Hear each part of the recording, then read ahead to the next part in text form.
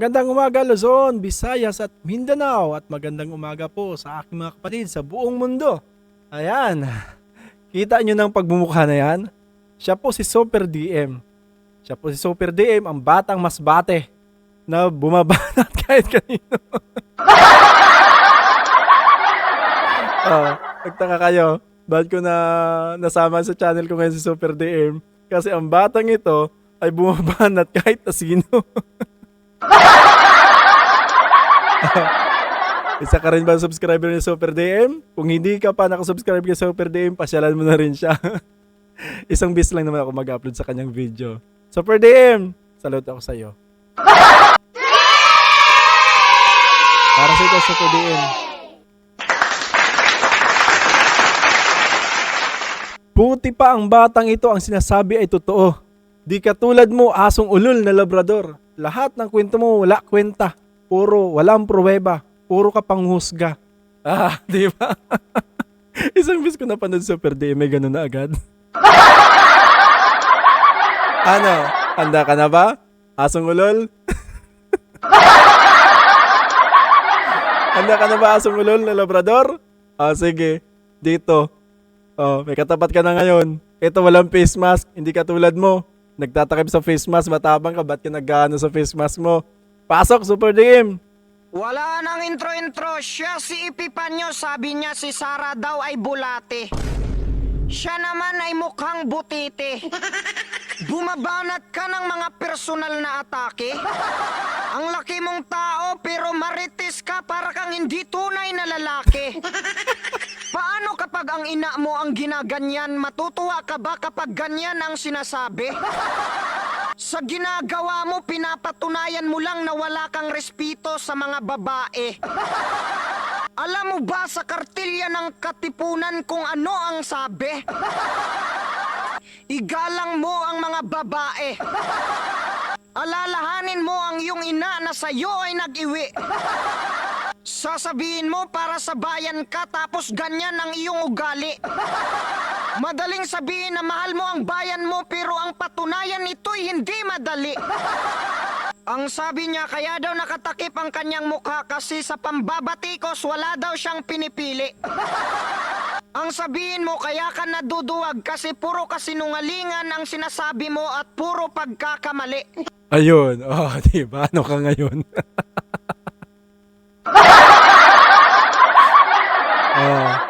Sabihin mo, galit ang Iglesia ni Cristo. Hinahanti ka ng Iglesia ni Cristo. Hindi ni Iglesia ni Cristo nahanting sa'yo.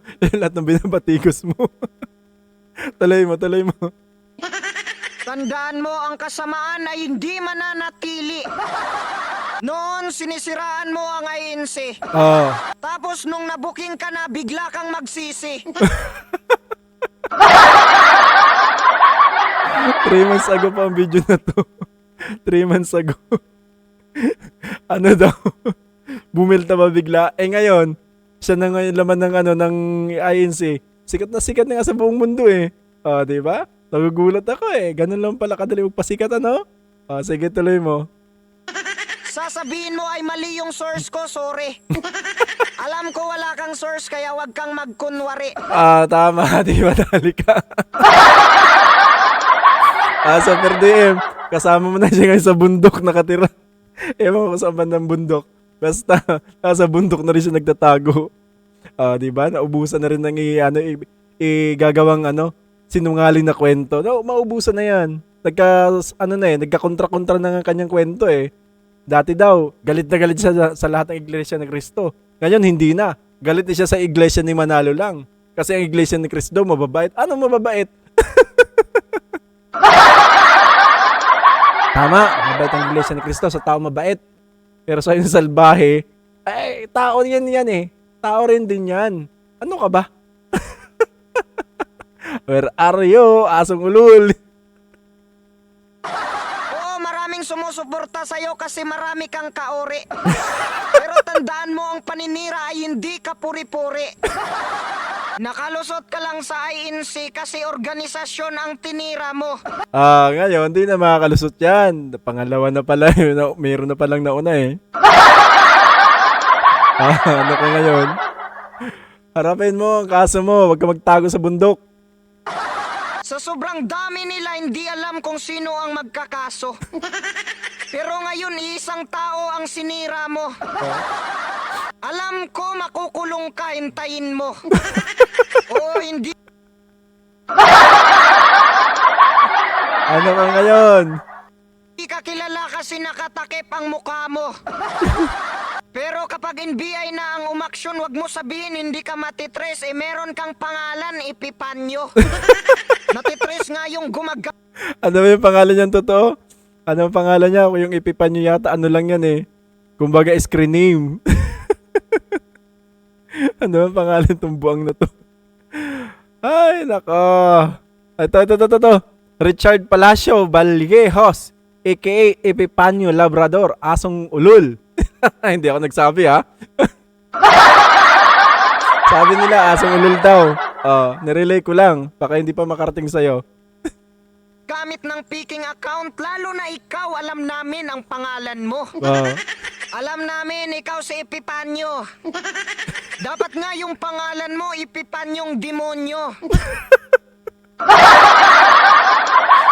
Pero may source ako dyan, Super DM.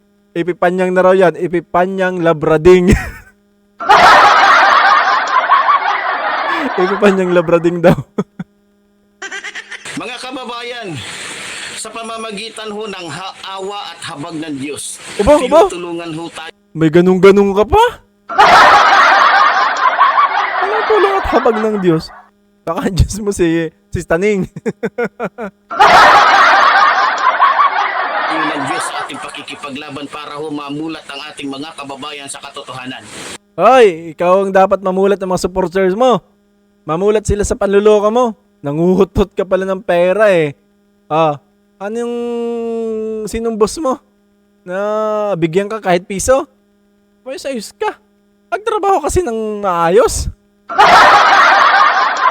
Puro ka lukuhan pinagagawa mo eh. Saan ka ngayon? Di patago-tago ka ngayon? Anong sinasabing 80 milang araw ang kikita mo eh? Bakit nandiyan ka sa bundok? Saan ka ngayon? Puro ka kalukuhan eh. At ito na, dahil tinutulungan tayo ng Diyos na mamulat sa katotohanan ng ating mga kababayan. Uy! Wala kang Diyos! Ay, meron naman pala. Meron naman. Si Taning nga, may Diyos din eh, kinikilala eh. Demonyo nga, nagdarasal din eh, nanginginig pa. Nasa Biblia yan. Ay, baka ikaw kasama doon. Lumabas ka sa lungga mo. Hoy! Tanggalin mo ng mask mo, lumabas ka sa lungga kung matapang ka. Tumutulong ang Diyos na mabunyag isa-isa ang lihim ng mga Duterte. Dinamay mo pa ang Diyos? Sa tingin mo matutuwa siya sa iyong pambabastos? Alalahanin mo ang 10 utos. Huwag mo lapastanganin ang pangalan ng Diyos. Tanong ko lang sa iyo, si Satanas ba ang iyong boss?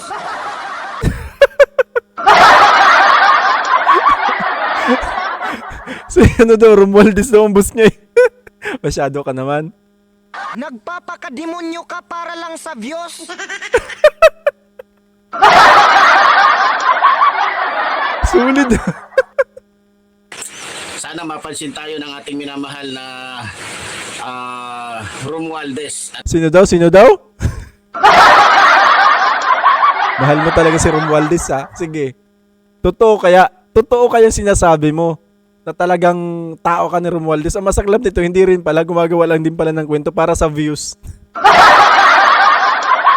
Buang! At mahal na Pangulo, sana kahit konting ilaw man lang, Anong ilaw? kahit piso, maabutan nyo man lang ang inyong lingkod, Epipanyo Labrador. Yes, kalokohan mo. Dapat pala ito mapatawag sa camera eh, o kaya sa Senado eh. Di ba? Totoo kayong pinagsasabi nito. Natauhan talaga ito ng PBBM at ng Sir Romualdez. Tapos mamaya lahat ng sinasabi pala wala din kakwenta-kwenta. Parang totoo, parang wala din kwenta eh. Hanggang views lang talaga to eh. Maninira ka tapos bigla kang manghihingi ng bayad. Mahiya ka naman, ang laki mong tao, magtrabaho ka, gamitin mo ang iyong palad. Mabubuhay ka sa kasinungalingan, aba ay hindi magandang abilidad. Kami nga inuupiran kami pero hindi kami nagpapabayad. Yung mga supporters namin gustong magbigay ng GCash pero hindi kami pumayag. Ang kapal ng mukha mo na sabihin na para sa bayan ka tapos nagpapabayad. Hindi kaya ng tao, hindi kaya ng kahit sinong politiko na banggain ang mga Duterte sapagkat sila ay talamak na mga kriminal. Sasabihin mo mga Duterte mamamatay tao, hoy loko.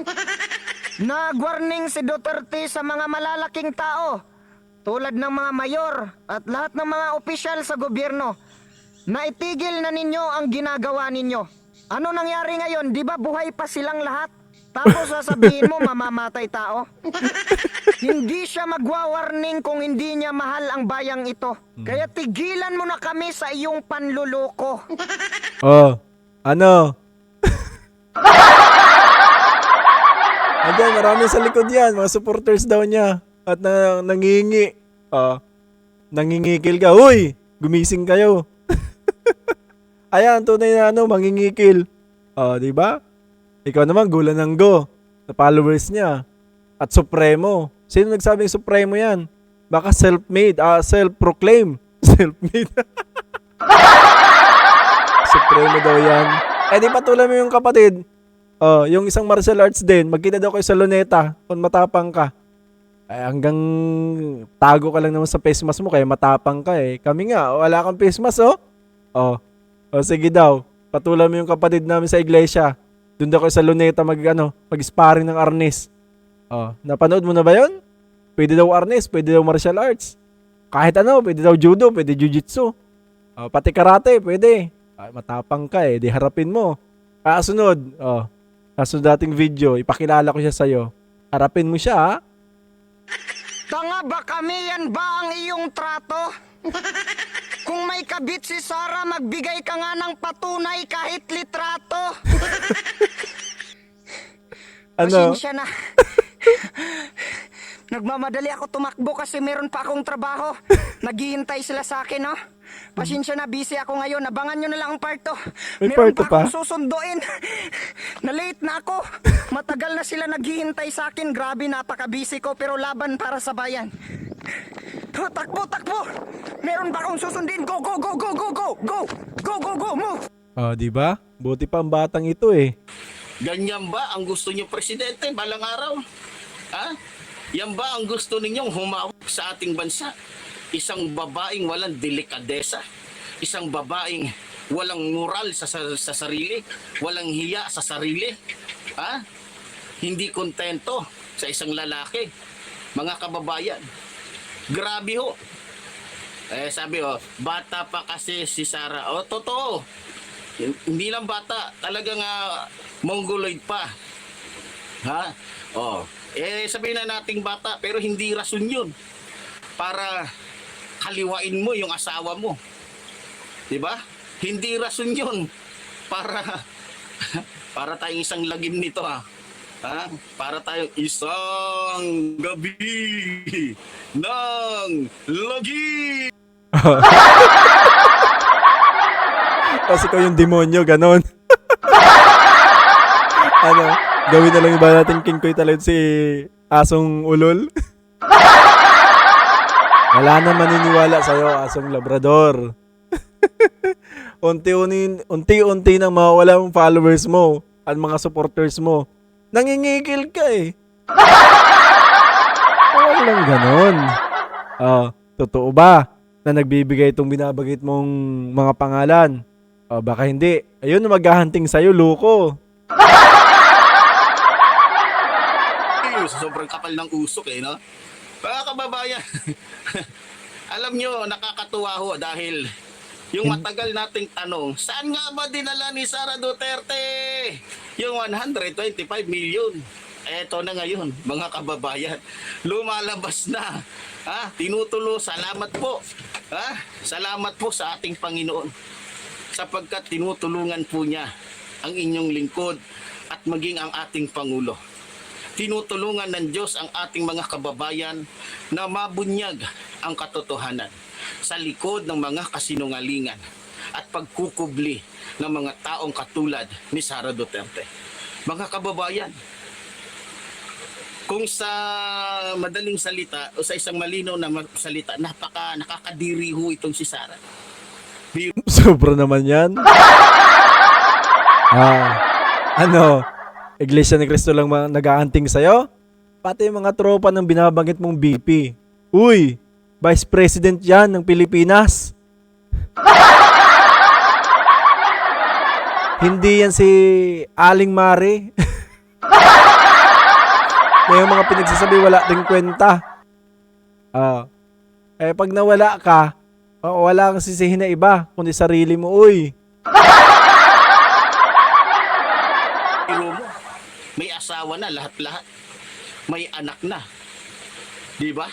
Yan ba ang gusto ninyo? Kayong mga DDS, makinig kayo.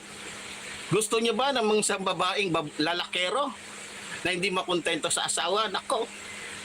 Baka pag si Sara Duterte ang naging presidente, magiging uso na yung kaliwaan. Baka maging uso na ang kaliwaan. Ang gwapo ng basketballista, mga minamahal ko mga kababayan. Siguro, natuwa, nasiyahan, talagang grabe siguro yung naranasan na sarap ni Sara Duterte. Kaya yun, Wala pala sa ayos pati ang dila nito eh. Dapat pala to putulan muna ng dila, no? Ay, nako, labrading. bigay ng mahigit 100 milyon para lamang mabigyan ng negosyo yung kanyang minamahal na basketballista. Mga minamahal ko, ngayon na ho, tingnan nyo habang tumatagal, parami ho ng parami ang ating natutuklasan sa mga Duterte na matagal hong nagkubli sa kanilang mga sarili. Ngayon, Sara Duterte, ano ngayon ang masasabi mo? Masaya ka ng mga panahon na sinisiraan mo? Masaya kayo sinahabang doon sa mga panahon na sinisiraan nyo ang Pangulo? Si Speaker Romualdez at iba pa. Ang aming First Lady, Risa, Araneta Marcos. Ngayon, sino ngayon ang lumalabas na mas kahiya-hiya, mas walang kwenta?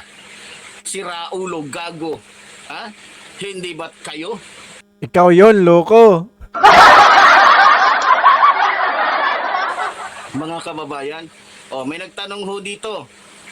Joe Baring, how much daw? Sasagutin ko to. 125 million lang naman na hindi masagot ni Sara Duterte. Grabe. Malamang ho, dahil alam na nila, ito ay aaraw-arawin ho natin itong issue na to. At malamang marami hong mga tauhan si Duterte, nahaharangan tayo dito. Dahil alam ni Duterte, alam na mga Duterte, number 1 sa buong Pilipinas na isang komentarista at isang vlogger ang kalaban nila na talagang maglalabas ng mga baho nila. Ngak-ngak ka lang naman ng ngak-ngak. Wala ka naman ebidensya. Lumabas ka na sa lungga mo. Mga kababayan, Luzon, Visayas, Mindanao, balak libutin ng mag-aamang Duterte ang buong Pilipinas para sa tinatawag nilang rally. Ngayon, dito sa ginawa ni Sara Duterte, may mukha pa kaya si Duterte? Malamang meron pa. Mukha nga lang ng demonyo. Sama-sama na kayo, ganon. Kasi matagal nang walang mukha na tao si Duterte. Meron siya mukhang demonyo na sa sobrang kapal ng mukha niya, talagang wala na. Hindi na dinadapuan ng hiya. Mga kababayan, wasak na wasak ang mukha ni Mas Timak.